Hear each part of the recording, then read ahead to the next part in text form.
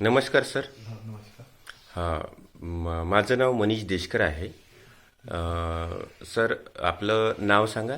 ज्ञानेश्वर विठ्ठलराव महाजन, राहणार Wardha, okay. Police department. Mahajan साहेब, तुम्हाला त्रास कोणचा होता? सर माझा कमरेचा त्रास मला माझं 31 ऑगस्टला माझं रिटायरमेंट झालं. त्याच्या आधी 2 महिने आणि पुढचे 2 महिने असं करून 4 महिन्यापासून एवढा त्रास होता की मला असं झोपता नाही आहे, उठता नाही आहे, बसता नाही आहे.